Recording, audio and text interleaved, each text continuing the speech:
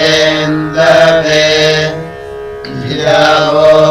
मेधसादये पुरञ्जादिवासति रथम् वोदतीनाम् रथम् योजुवतीनाम् पतिम् वो अज्ञानाम् धेनूनामेषुध्यसि अस्य सूददोहसः सोमम् श्रीणन्ति कृष्णायः जन्मन् देवानाम् दिशस्तृष्वारोचने दिवः अभिप्रगोपरिन्द्रेन्द्रमर्चयसा विजे सूनम् सत्यस्य सत्पतिम् आहरयस्य सद्रिरेरुषीरधीबर्हिषि यत्राभिषम् नवामहे इन्द्राजगाव आशिरम् दुदुःखे वज्रिणे मधु यत्सीमुपह्वरे विदत् उद्यद्बध्नस्य विष्टवम् गृहमिन्द्रस्य गन्वहि मध्वः पीत्वा स देवहित्रिसप्तसख्युः पदे अर्चतप्रार्चतप्रियमेधासो अर्चत अर्चम् द्वपुत्रका बुधपुरन्न धृष्पर्चत अवस्वराधिगर्गरो गोधापरीजनिष्वने पिङ्गापरीजनिष्कदजिन्द्राय ब्रह्मोद्यतम् आयत्पदम् तेऽन्यः सुदुघा अनवस्फुरः अपस्फुरम् गृभायतसो ममिन्द्राय पादवे अपादिन्द्रो अपादग्निर्विश्वे देवा मत्सर वरुण इति अक्षयत्तमापो अभ्यानोषधवत्सम् संजिश्वरीरिव देव आदिपर्णयस्य ते सप्त सिन्धवः क्षरम् दिहारुणम् सूर्यम् सुषिरामीव योग्यधीम् कृपानयत्सुयुक्ताम् उपदासुषे अक्वो नेतादतिद्वपूर्वमायो अमुच्यता अतिदुशक्रवो हत इन्द्रो विश्वा अतिद्विषाः विनत्कनीनवोदनम् पच्यमानम् परो गिरा अर्भको न कुमारकोऽधितिष्ठन्नवम् रसम् सपक्षन्महिषम् मृगम् पित्रे मात्रे विभुक्रतुम् आरुषि प्रदम् पते रथम् तिष्ठा हिरण्ययम् अधद्युक्षम् स देवहि सहस्रपादमर्षम् स्वस्तिकामानेहसम् सङ्घे मिच्छानमश्विन उपस्वराजमासते अर्थम् दिदस्य सुधीकम् यदेतव आवर्तयम् दिदावने अनुप्रत्नस्यौकसौर्यमेधासजेषाम् पूर्वामप्रजातिम् रक्तबर्हिषो हितप्रजसासत यो राजा दर्शनीनाम् यातारथेभिरद्रिगुः विश्वासाम् तरुतावृतानाम् ज्येष्ठो यो वृद्धः गृणे इन्द्रम् तम् शुम्भपुरुहन्मन्नवसेयस्य द्विधाभिधत्तरि अससाय वज्रः प्रतिधायिदर्शतो महो दिवेन सूर्याः न किष्टम् कर्मणा न सद्यश्चकार सदावृधम् इन्द्रन्न यज्ञैर्विश्वगोर्तमृभ्रसमधृष्टम् धृष्णोजसम् अकाशमुग्रम् ददातु साधहिम् यस्मिन् महीरो रुद्रजाः तन्धेन भोजायमाने अनोनुभुज्यावः क्षामो अनोनुभुः यद्याव इन्द्रते शतम् शतम् भूमिरुतस्योः नत्वा वज्रेण सहस्रम् सूर्या अनुनजातमष्टरोदसी आपप्राथमहिना वृष्ण्या वृषन् विश्वासविष्ठसवसा अस्माकवमघवन् गोमतिव्रजे वज्रिम् चित्राभिरूतिभिः असीमदेवापदिशम् दीर्घायो मर्त्याः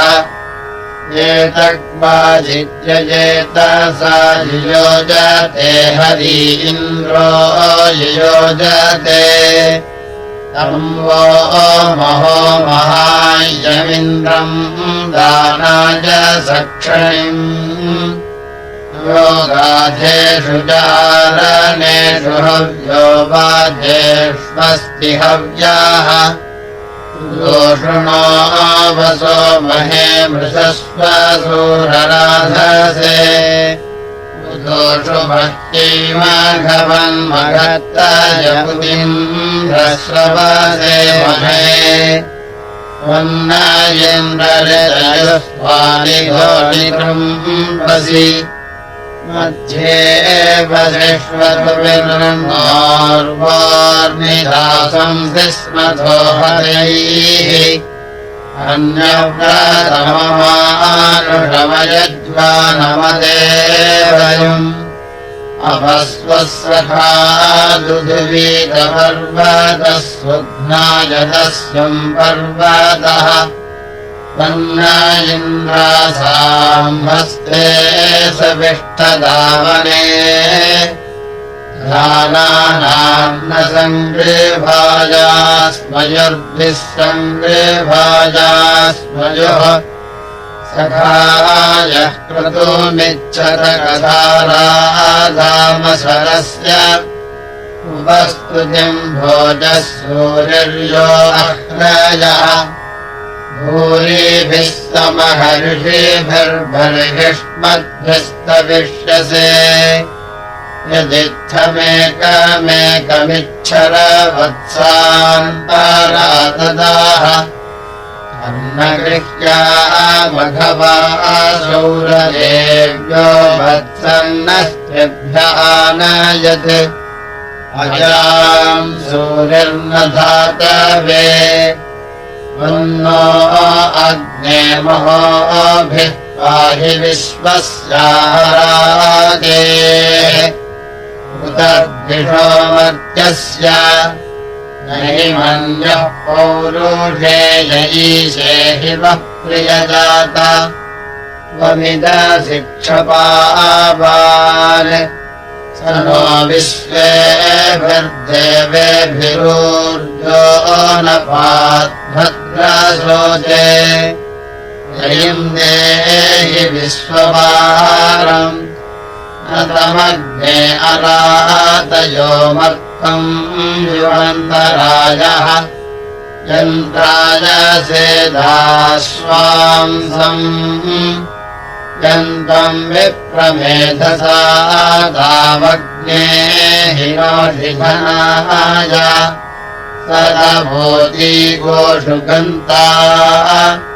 त्वम् हयम् पूर्वीरमग्ने दासुषे मर्त्याय प्रणोनयवस्यो अच्छ वृष्यानो मापरादाघायते जातवेदः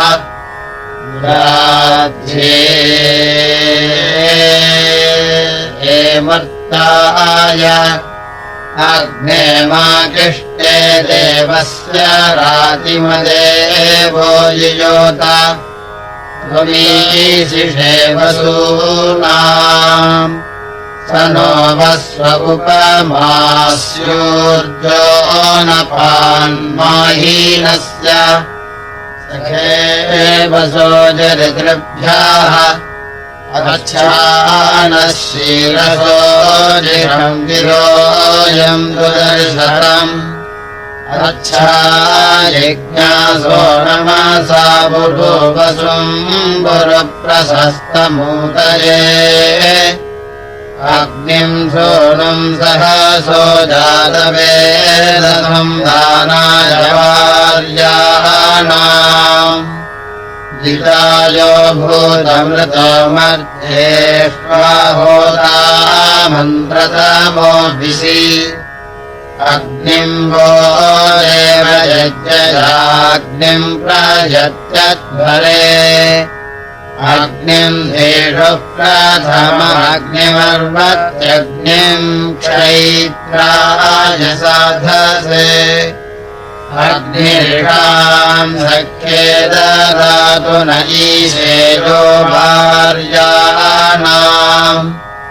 अग्निम् लोकेतनये सस्मदीमहे वसुम् सन्तम् तनूपाम् अग्निर्विश्वावसे गाथाभिः शीरसोजिरम् अग्निम् राजे पूर्वेण श्रुतम् नरोऽग्निम् सुदीतयेच्छर्दिः अग्निम् वेदो योतवैनोऽग्निमस्यग्निम् संयोस्तदातवे विश्वासु भिक्ष्वाविते बहव्यो भुवद्वस्तुर्विषूणाम् अविष्कृणध्वमागमदध्वर्युर्वनते पुनः विद्वानस्य प्रशासनम् निदिग्ममभ्या अंसुंसीदद्धो नामनावधि विषाणो अस्य सख्यम् अन्तरिच्छन्ति तम् जने रुद्रम् परो मनीषया गृह्णन्ति जिह्वया ससम् याम्यातीतपेदनुर्वयोधारुहध्वनम् ऋषदम् जिह्वयावधीत् चरन् वत्सोषन् निहरीदातारम् न विन्दते एधिस्तोतव अम्ब्यम् ृतोऽन्नस्य जन्महदश्वावद्योजनम् बृहत् दामारथस्य ददृशे दुहन्ति सप्तैकामुपद्मा पञ्चसृजतः तीर्थे सिन्धोरधिस्वरे आदशभिर्विवस्वदयन्द्रः कोशमधुच्यवीत् खेदयात्रिवृताजिवः परित्रिधातुरध्वरम् जोर्निरेति न वीयसि मध्वाहोतारो अञ्जते सिञ्जन्ति नमसा पदमुच्चाचक्रम् परिज्ञानम् नीचीनभारमक्षीतम् अध्यारमिदद्रयो निषिक्तम् पुष्कारे मधु अपदस्य विसर्जने गावमुपावतावतम् महीयज्ञस्य रप्सुदा वाकर्णा हिरण्यजा आसुते सिञ्चतश्रियम् रोदस्योरभिश्रियम् रसादधीतवृषभम् वेदानदस्वमोक्त्या हंसम् वत्सा सोनमातृभिः निशो न सन्तजामिभिः उपस्रग्वेषु वत्सदः कृण्वते धरुणम् दिवि इन्द्रे अग्नानमस्वाहा अदुःखद्विप्युषीमिषमूर्जम् सप्तपदीमरिः सूर्यस्य सप्तरश्मिभिः सोमस्य मित्रावरुणोदितासूर आददे तदासूरस्य भेषजम् उतोऽन्नस्य यत्पदम् हर्यतस्य निधान्यम् परिद्यान् जिह्वयातनत् उदीरादामृतायते युञ्जाधामश्विनारथम् अन्तिषद्भूतु वामवाः निमिषश्चिद्यवीयसारथेनायातमश्विना अन्तिषद्भूतु वामवाः उपस्तृणीतमत्र जेहिमेन घर्ममश्विना अन्तिषद्भूतु वामवाः कुहस्तः कुह जग्मसुः कुहस्येनेव वेदथुः अन्तिषद्भूतु वामवाः यद्यकर्हि कर्हि चिक्षुश्रूयातमिमम् भवम् अन्तिषद्भूतु वामवाः अश्विनायामभूतमाने तिष्ठम् याम्याप्यम् अन्तिषद्भूतु वामवाः अवन्तमत्र ये गृहम् प्रेणुतम् युपमश्विना अन्तिषद्भूतु वामवाः मरेशे अग्निमातपो मदते बल्ग्वत्राये अन्तिषद्भूतु वामवाः प्रसप्तवद्भिरासधारामग्नेरसायत अन्तिषद्भूतु वामवाः इहागतम् वृषण्वसूसृणुतम् माजिमम् भवम् अन्तिषद्भूतु वामवाः इमिदम् वाम् पुराणवज्जरतो निवसस्यते अन्तिषद्भूतु वामवाः समानम् वाम् सजात्यम् समानो बन्धुरश्विना अन्तिषद्भूतु वामवाः यो वाम् रजाम् दश्विना रथो विजाधिरोदसी अन्तिषद्भूतु वामवाः आनो गव्येभिरश्वैः सहस्रैरुपगच्छतम् अन्तिषद्भूतु वामवाः आनो गव्येभिरश्वैः सहस्रेभिरतिख्यतम् अन्तिषद्भूतु वामवाः अरुणप्सूरुषा भूतगज्योतिर्ऋतावरी अन्तिषद्भूतु वामवाः अश्विनासु विशाखसद्वृक्षम् परसुमा इव अन्तिषद्भूतु वामवाः पुरन्न दृष्टमारोजकृष्णया बाधितो विशा अन्तिषद्भूतु वामवाः विशो विशो वो अदितिम् वाजयन्तः पुरप्रियम् अग्निम् भोदुर्यम् वदस्तुषे सोषस्य मन्मभिः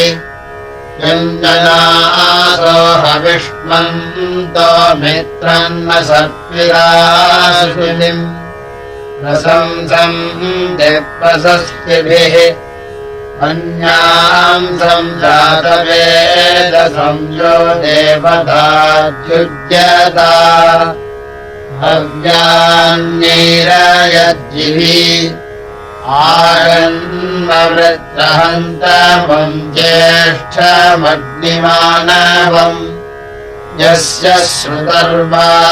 बृहन्नाक्षो अनीकये ददे अमृतम्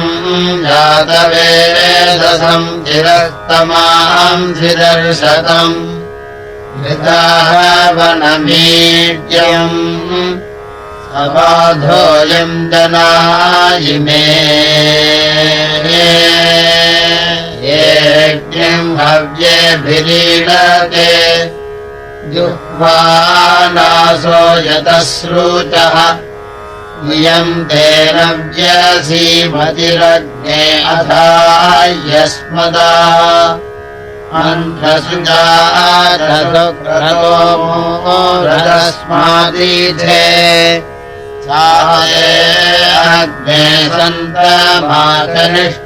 भवतु प्रिया तया वर्धस्वसुष्टुतः सा द्युम्नैर्द्युम्निनी बृहदुवो बस्रवसि स्रवाः दधीतवृत्रसूर्ये अश्वमिद्गाम् रसप्राम् प्रेषमिन्द्रन्नसत्पतिम् यस्य स्रवांसि दूर्वथपन्यम् पन्यम् च कृष्टयाः जन्वा गोपवनो गिरा च निष्ठदग्ने अङ्गिरः सपावकश्रुधीहवम् जन्वा जनासरीडते सबाधो वाजसातये सबोधिरद्रसूर्ये अहम् भुवन आर्क्षे सर्वाणिमदच्युति श्रद्धांसि वस्तु गाविनाम् वृक्षाशीर्षा चतुर्णाम् मांसत्वार आसवः सविष्ठस्य द्रवित्नवाः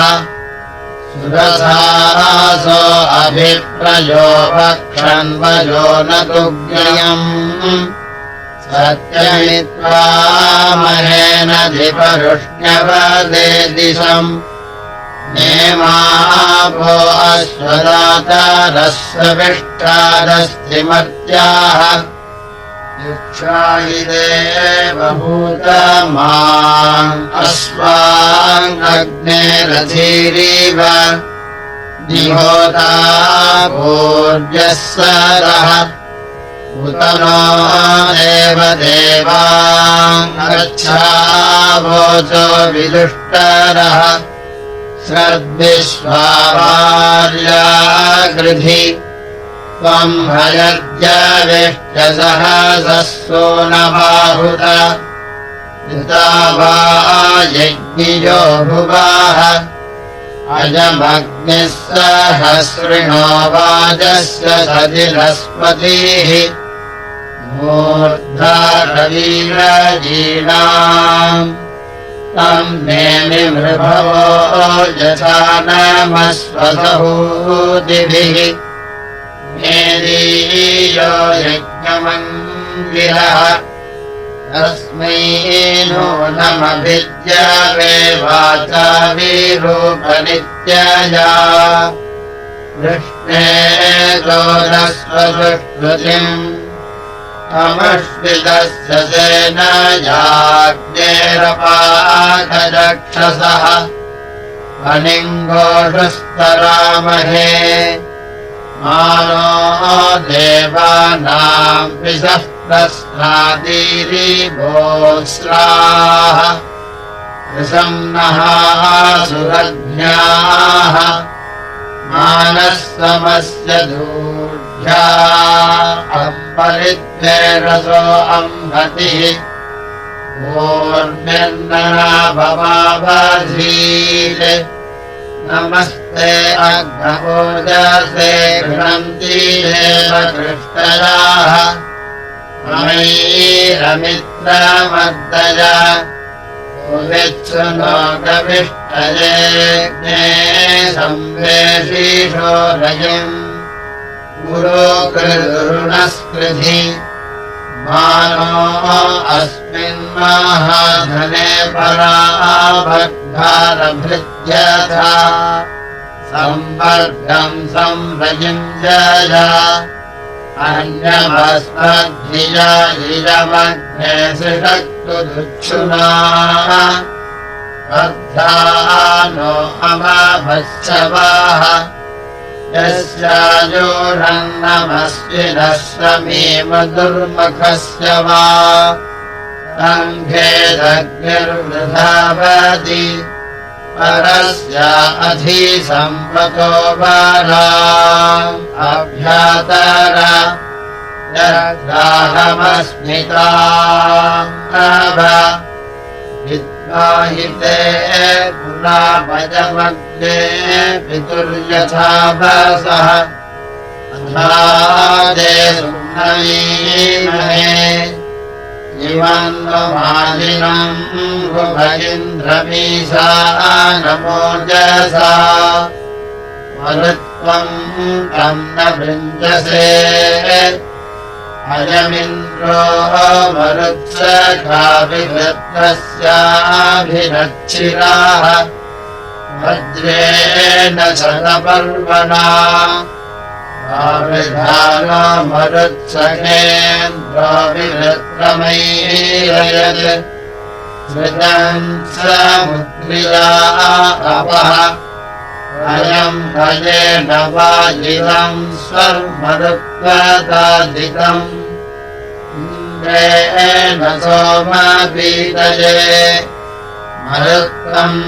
तमृजीभिनमोदस्वन्तम् विरप्सिनम् इन्द्रम् येर्भिर्हवामहे इन्द्रम् प्रत्नेन मन्मना मरुत्वम् तम् हवामहे अस्य सोमस्य पीतये मरुत्वाङ्गेन्द्रमेभ्यः पिबा सोमम् शतक्रतो अस्मिन् यज्ञे पूरुष्टुत हेदिन्द्रमरुत्वा ते सुताः सोमासो अग्रिवः हृदाहूयन्तमुक्थिनः इमेदिन्द्रमरुत्सखासुतम् सोमम् दिविष्टिषु वज्रम् शिशानवोजसा उत्तिष्ठन्नोजसा सह भीत्वीक्षिप्रे अवेपयः सोममिन्द्रचमूसुतम् अनत्वा रोदसी मुखे क्रक्षमाणमगृपेताम् इन्द्रयद्दस्युहा भवः वाचमष्टापदीमहम् नवस्रग्निमृतस्पृशम् इन्द्रात्परीतन्वम् ममे विज्ञानो न सदग्रदुर्विरुच्छरिति मातरम् कमुग्राकेह शृण्डिरे आदीन्द्रमस्य ब्रवीयौ नभाभमहीशुभम् ते पुत्रसन्तु निष्ठुराः समित्तामृतहाखीदखे अराङ्गीरखेदया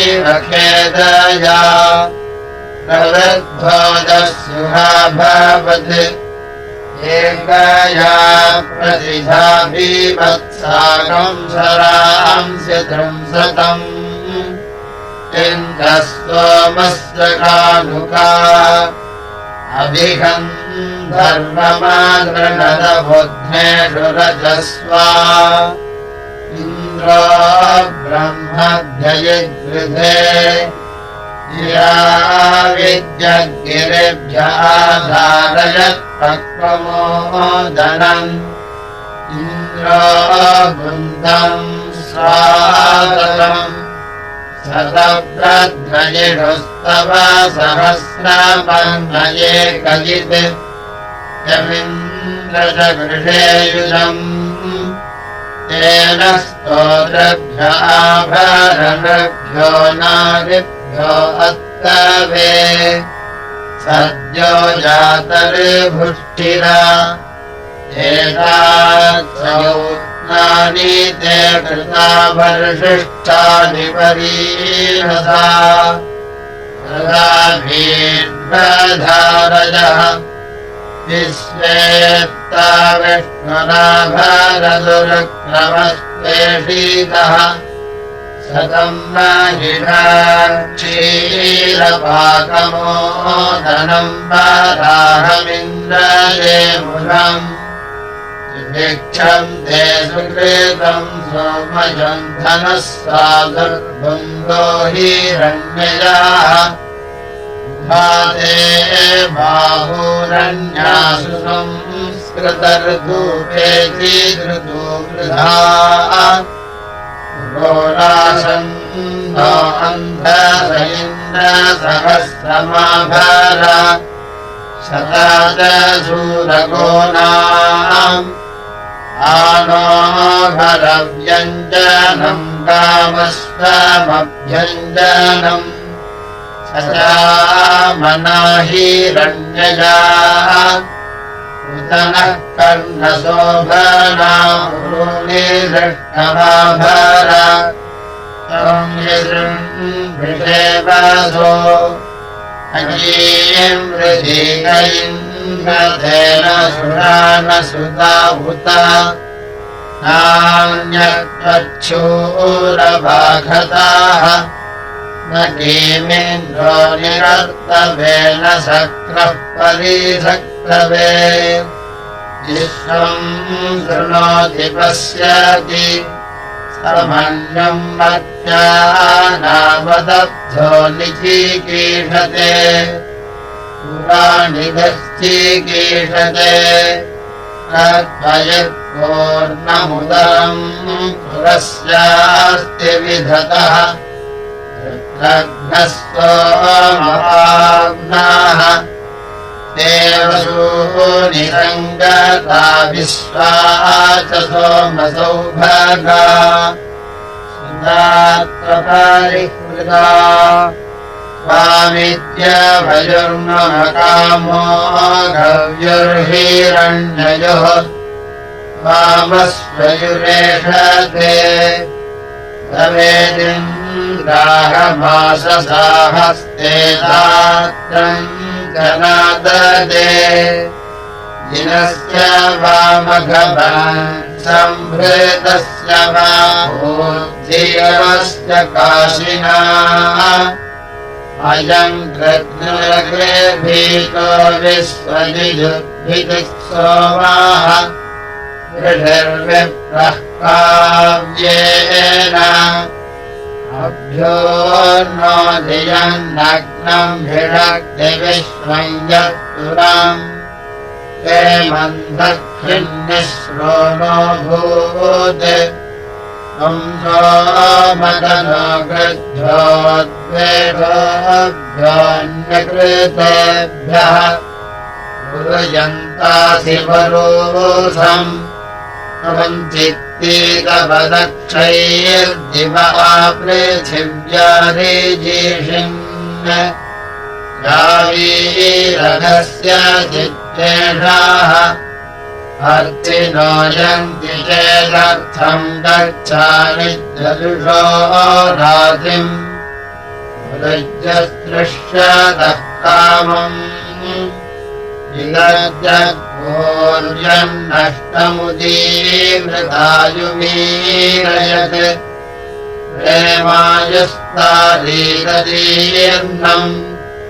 सुसेवो नो मृडया गुरदृक्तक्रदुरभातः भवानः सोमसंहृदे मानः सोमसंवीविजो माविलीभृतचाराजन् मानोहार्दिग्विषावधीः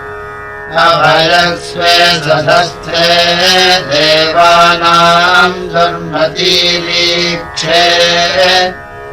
राजन्नपद्मिषस्य धमेढ्वो अपसृतस्येध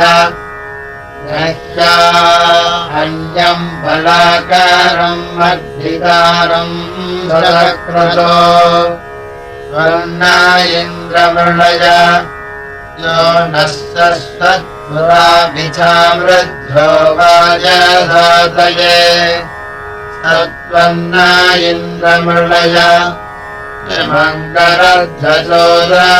संवानस्याभिधेदसि विश्वेन्द्रणः सखाः इन्द्रप्रणोदसामिव पश्चात्तिच्छन्तवद्विवः पुरस्तादेनं मे गृहि अन्तो निकिमादसे प्रथमन्तो रथं गृहि उपमं वाजयिस्रवाः अपानो वाजयुं रसं सुतरन्ते किमित्परि अस्मान् सुजिज्ञुषस्कृधि इन्द्रदृह्यस्य भूरासि भद्रातयेति निष्कृतम् इयं धीर्वित्रियावती नासीमवद्य आभागुर्वीकाष्ठाहितं धनम् अपावृक्ता रत्नयाः तुरीयं नाम यज्ञियम् यदाकरस्तदुष्मसि आदित्यविन्दवोहसे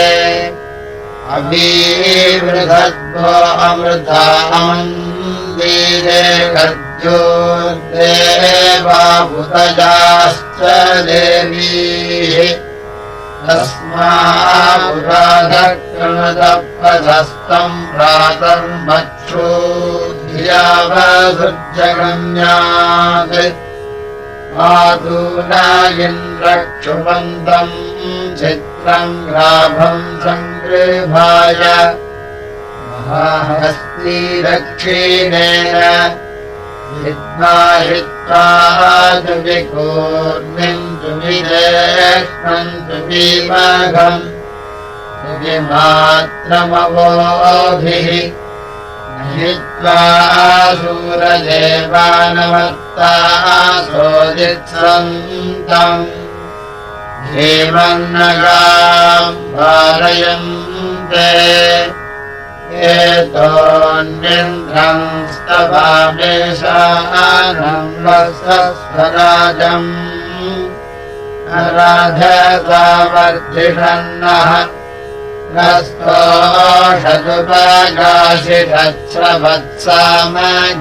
रस्तोषदुपगाशिषत्स्रवत्सामगीयमानम्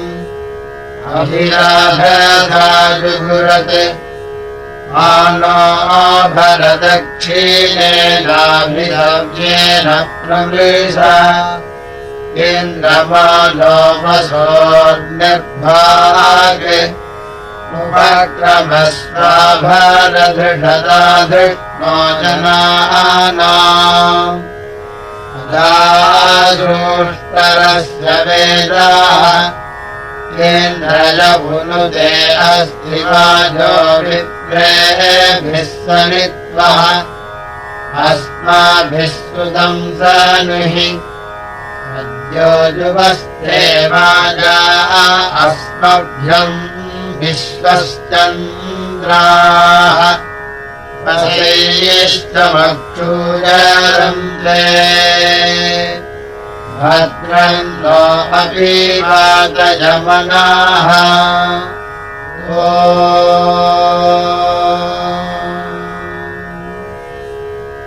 हरिः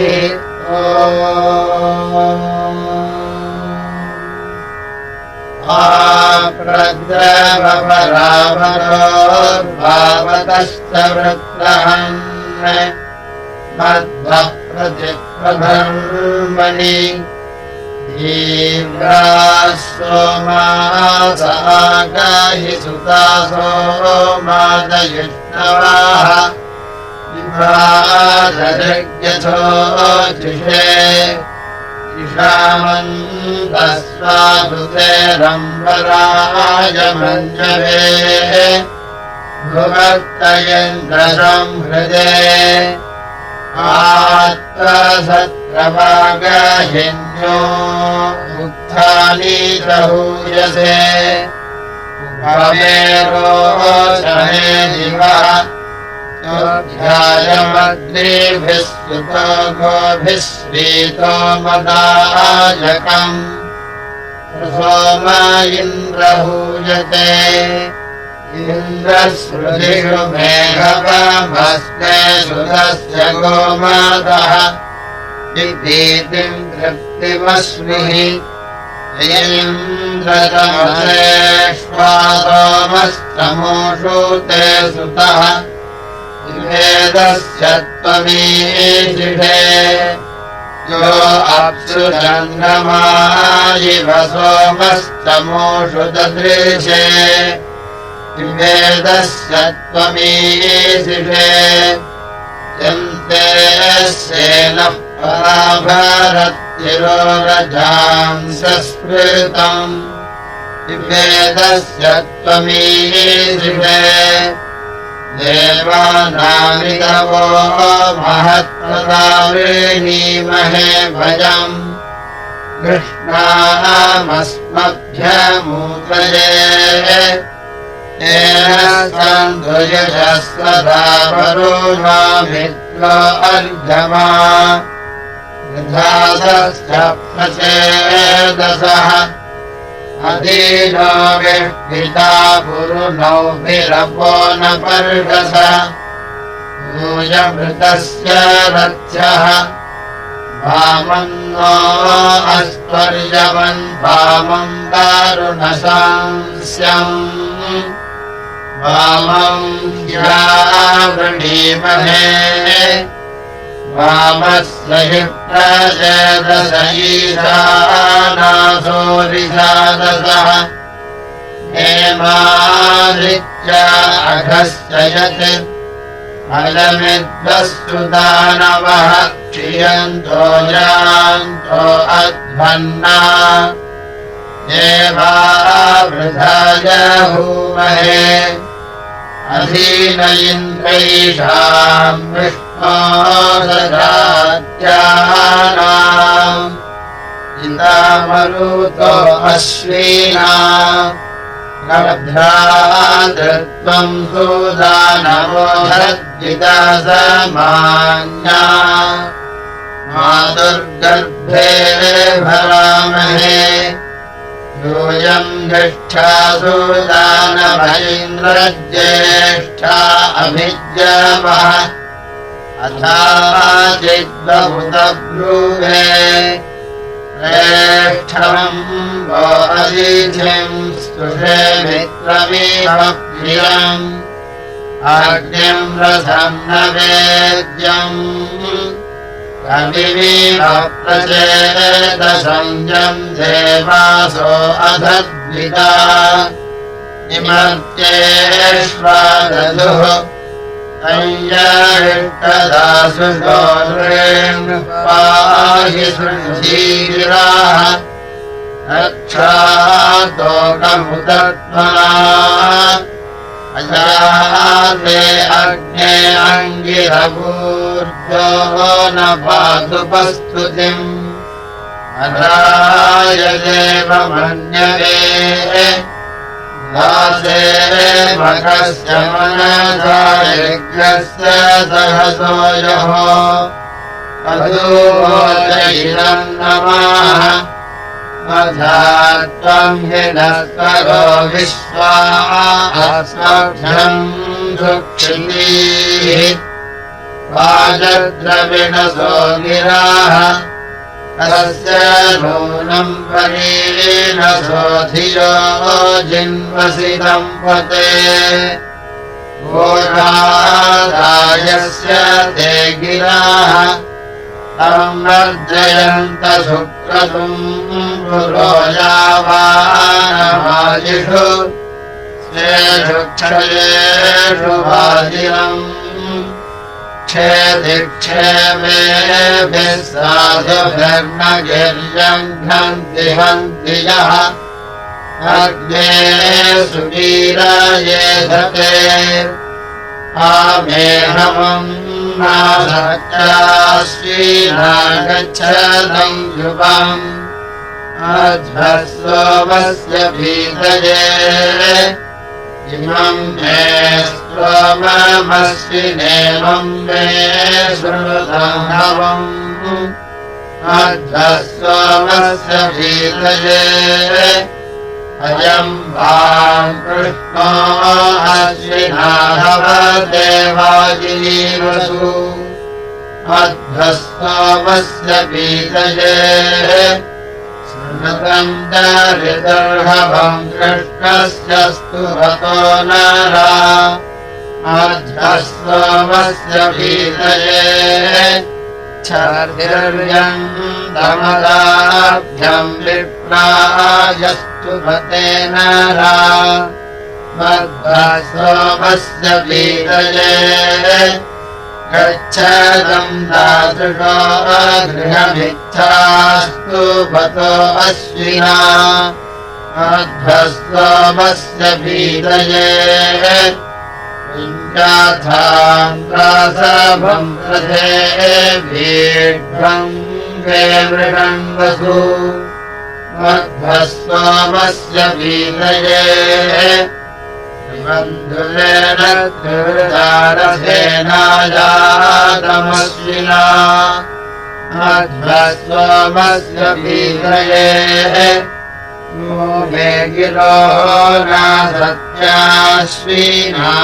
प्रावतं युगम्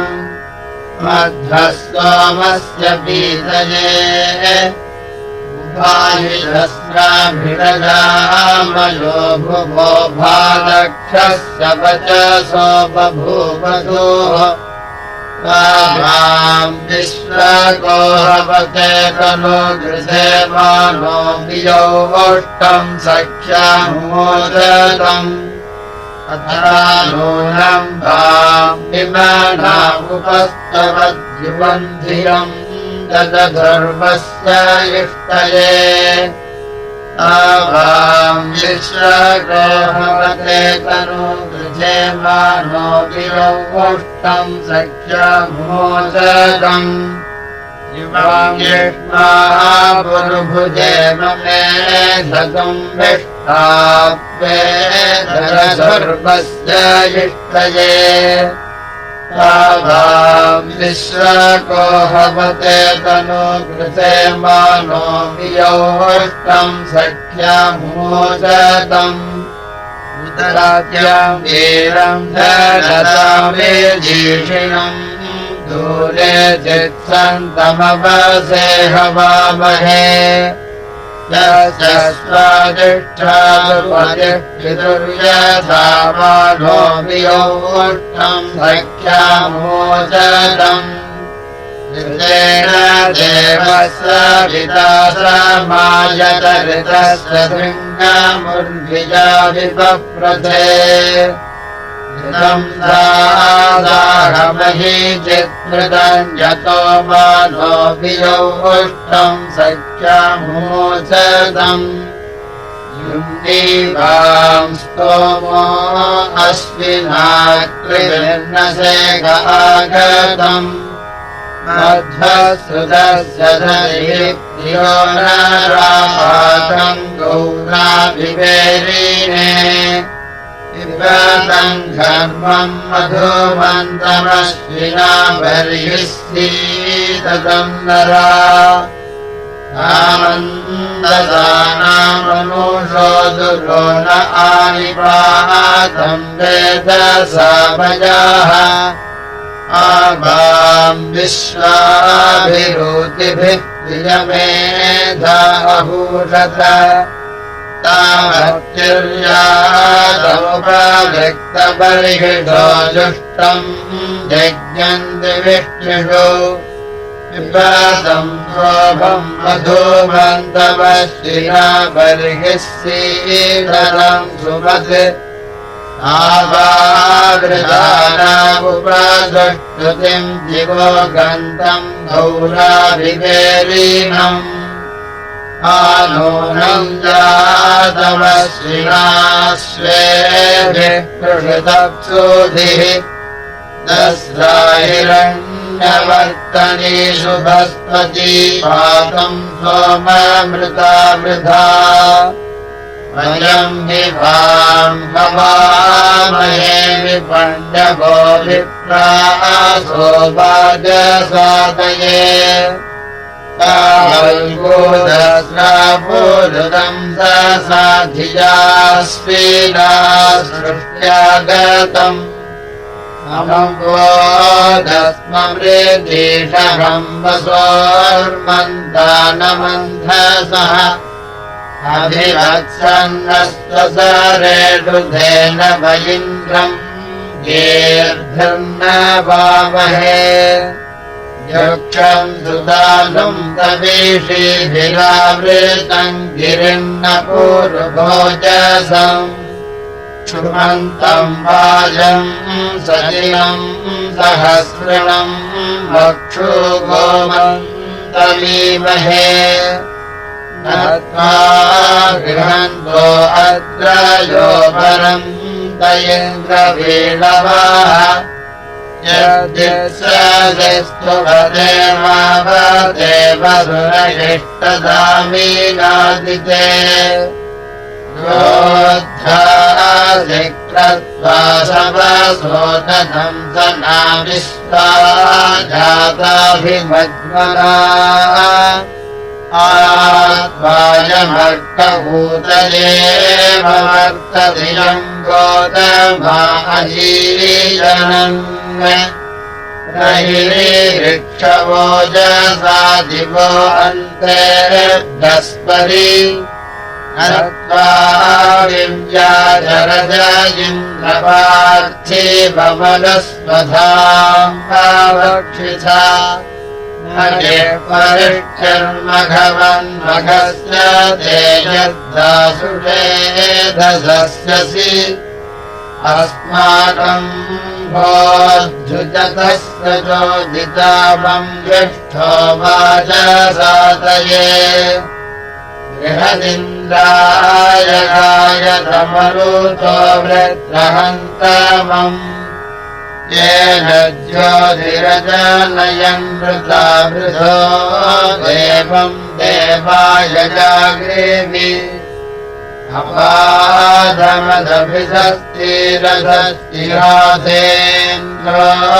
अपाधमदभिषस्तिरधस्तिराधेन्द्रोऽर्जुम्नाभवत् देवाश्च इन्द्रसख्याय ये मिले बृहद्भानो मरुद्गण नव इन्द्राय बृहते मरुतो ब्रह्मार्चर घनतिवृत्रः सदक्रदुर्वज्रेण सतपर्वणा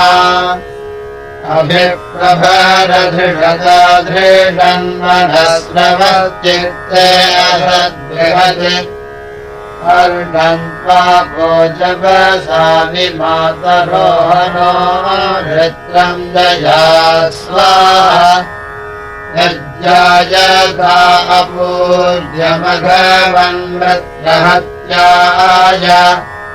तद्पृथिवीव प्रदयस्तरस्तब्ना बुदज्या तत्ते यज्ञो आजाय तदर्कबुदः स्कृधिः तद्विश्वमभिभूरसि यज्जातम् यच्च जन्त्वम् आमासु पक्वमैरयासूर्यम् रोहयो दिवि धर्मन्न सामन् भवदासु रक्तभर्जष्टम् गिर्वनसे बृहत् आनो विश्वासु हव्ययिन्नः समत्सु भूषतु उपब्रह्माणि सवनानि रत्नः परमज्जालिजीषमः त्वम् दाता प्रथमो राधसामस्यसि सत्ययीशानकृत् यज्जुम्नस्य यज्जावृणीमहे पुत्रस्य तव सोमः ब्रह्मादयिन्द्रयर्मणः क्रियन्ते अनतिद्भुता इमाजोनस्वहर्यस्वयोजनेन्द्रजाते अमन्महि तं हि सत्यमघवन्ननानतो मित्राभूरिम् वृञ्जसे सत्त्वं समिक्षवज्रहस्तदाशुषेर्वाञ्चम् रजिमाकृधि त्वमिन्द्रयसा अस्त्रिजीषी सर्वतस्पते त्वं वृत्तानि हंस्य प्रतीन्येकयितनुत्सादर्षणे धृता नमस्वानो नमसुरप्रचेतसम्राधो भागमीवेमहे महीभगत्यः शरणाद इन्द्रप्रदे सुम्नानो अस्मवन् कन्या आवारवायति सोममपि श्रुता विदत् हस्तम्भरम् च ब्रवीदिन्द्रायसुनवैत्वा शक्रायसुनवैत्वा असौ यजेषि वीरको गृहम् गृहम् विचाकसत् इमम् जम्भसुतम् विबधानावन्तम् करम्भिनामपूपवन्तमुक्षिणम् आचनत्वा जिगित्सामोऽधीचनत्वा नेमसि शनैरिव शनैर्वेन्द्रायेन्दोपरिश्रव कुबिच्छगत् कुबिर्करत् कुबिन्नावस्य सस्करत् कुबित्वा दिग्विषो यतीरिन्द्रेण सङ्गमामहै इमानि त्रीणि विष्टपातानीन्द्रविरोहय शिरस्तदस्योर्वरामादिदम् ममुपोदरे असौ दयानमुर्वरादिमान् तन्माम् अथो तदस्य यच्छिरः सर्वातारो मशागृधि खेरसस्य खेलसखे युगस्य शतक्रतो अपानामिन्द्रकृष्णोऽप्यतृणो सूर्यत्वचम्